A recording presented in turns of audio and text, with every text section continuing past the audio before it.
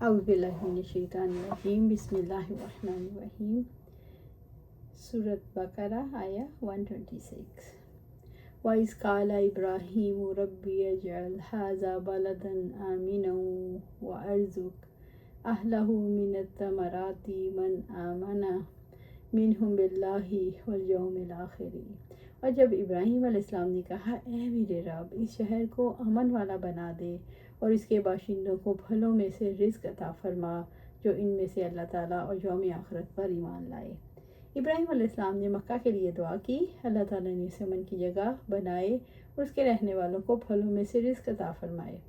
ابراہیم علیہ السلام نے اللہ تعالیٰ کا ادب کرتے ہوئے اہل ایمان کی قید لگائی۔ ابراہیم علیہ السلام نے اپنے رب سے دعا مانگی کہ شہر مکہ کو امن کا شہر بنا دے۔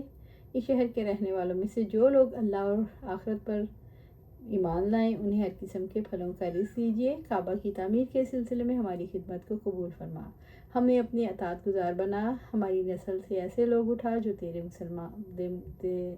مسلمان ہوں، ہمیں اپنی عبادت کے طریقے بتا، ہماری کوتاہیوں سے درگزر فرما، ان لوگوں میں انہی قوم میں سے ایک رسول مبعوث فرما جو انہیں تیری آیات سنائے، انہیں کتاب اور حکمت کی تعلیم دے اور ان کی زندگیاں سنوار دے۔ قَالَ وَمَنْ كَفَرَ فَأُمَتِّعُهُ قَلِيلًا ثُمَّ أَضْطَرُّهُ إِلَىٰ عَذَابِ النَّارِ۔ اللہ تعالیٰ نے فرمایا، اور جس نے کفر کیا تو میں اسے بھی تھوڑا فائدہ دوں گا، پھر اسے آگ کے عذاب کی طرف بے بس کر دوں گا۔ اللہ تعالیٰ نے انکار کرنے والوں کے لیے تھوڑے فائدے کا وعدہ کیا۔ تھوڑے فائدے سے مراد دنیا کا رزق ہے اور بئس المصیر اور بدترین لوٹنے کی جگہ۔ اللہ تعالیٰ نے انکار کرنے والوں کا انجام بتایا کہ وہ دنیا میں تو تھوڑا سا فائدہ اٹھائیں گے لیکن آخرت میں ان کے لیے برا ٹھکانہ ہے۔ سورۃ بقرہ آیا 127۔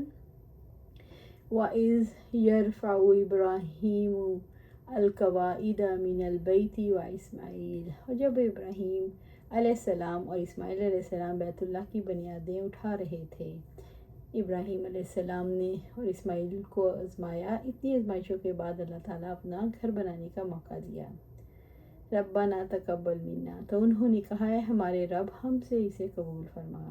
اس دعا میں رب کا یقین ہے، عاجزی ہے، اخلاص ہے، خضوع و خضوع ہے اور اس کے پیچھے صرف رضا الہی کی سوچ ہے۔ ربنا تقبل منا کا منظر اگر آج بھی دیکھنا ہو تو ابراہیمی ذوق و شوق پیدا کرو۔ انک انت السمیع العلیم، یقیناً تو ہی سب کچھ سننے والا ہے، سب کچھ جاننے والا ہے۔ اللہ تعالیٰ نے ابراہیم علیہ السلام اور اسماعیل علیہ السلام کی دعائیں سننے سے، سمیع ہونے کا اور قبول کرنے سے علیم ہونے کا شعور دلایا۔ سورۃ بقرہ آیا 128۔ ربنا وجعلنا مسلمین لک ومن ذریتنا امۃ مسلمہ لک۔ اے ہمارے رب، ہمیں اپنے لیے فرما بردار بنا اور ہمارے اولاد میں سے بھی ایک امت اپنے لیے فرما بردار بنا۔ ابراہیم علیہ السلام کی دعا، وَمِن ذُرِّيَّتِنَا أُمَّةً مُّسْلِمَةً لَكَ، اس سے ان کی کس کی تمنا ہے؟ ابراہیم علیہ السلام ہر مومن کی پہلی تمنا کا پتہ چلتا ہے۔ وہ آنے والی نسلوں کے لیے بھی دعا کرتے ہیں، اللہ تعالیٰ سے دولت سے ان کو محروم نہ رکھے، یعنی یہ جو ایمان کی دولت ہے اسے محروم نہ رکھے۔ وَأَرِنَا مَنَاسِكَنَا، اور ہمیں ہماری عبادت کے طریقے دکھا۔ اس سے مراد ہے ہمیں ہماری عبادت کے طریقے سکھائیے، یعنی ہمیں ارادے اور مشاہدے کے ذریعے ہمارا طریقہ عبادت سکھا دیجیے۔ ان کی دعا کا حاصل علم نافع اور علم صالح کے لیے توفیق مانگنا ہے۔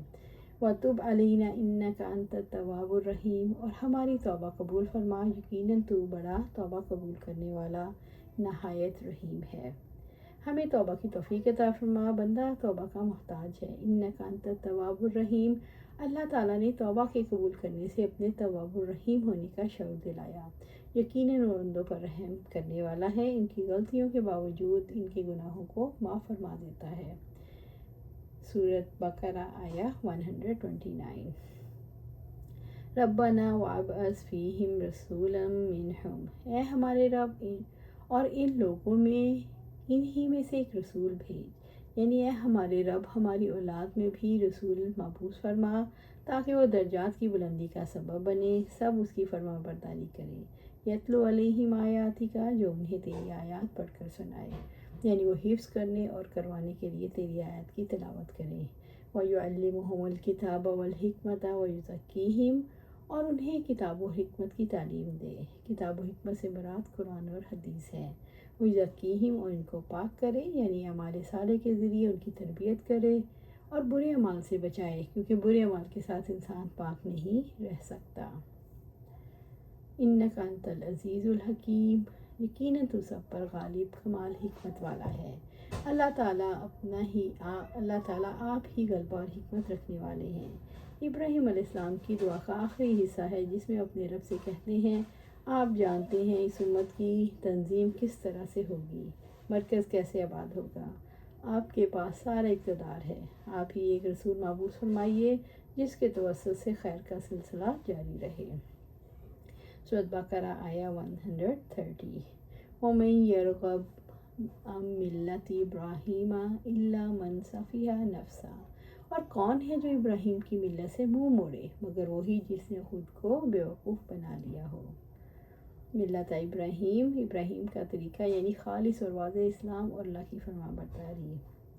الا من سفیہ نفسہ، صرف وہی شخص ہو سکتا ہے جس نے اپنے آپ کو جاہل رکھا اور خسارے کے سودے میں اپنے آپ کو بیچ ڈالا۔ وَلَقَدْ اصْطَفَيْنَاهُ فِي الدُّنْيَا، حالانکہ ہم نے اسے ابراہیم کو دنیا میں چن لیا تھا۔ اللہ تعالیٰ نے ابراہیم علیہ السلام کی دنیا کے حالات کے بارے میں خبر دی کہ ہم نے انہیں چن لیا، انہیں ایسے اعمال کی توفیق دی جن کی بنا پر وہ نیک لوگوں میں شمار ہوئے۔ وَإِنَّهُ فِي الْآخِرَةِ لَمِنَ الصَّالِحِينَ، اور بلا شبہ وہ یقیناً آخرت میں صالحین میں سے ہوں گے۔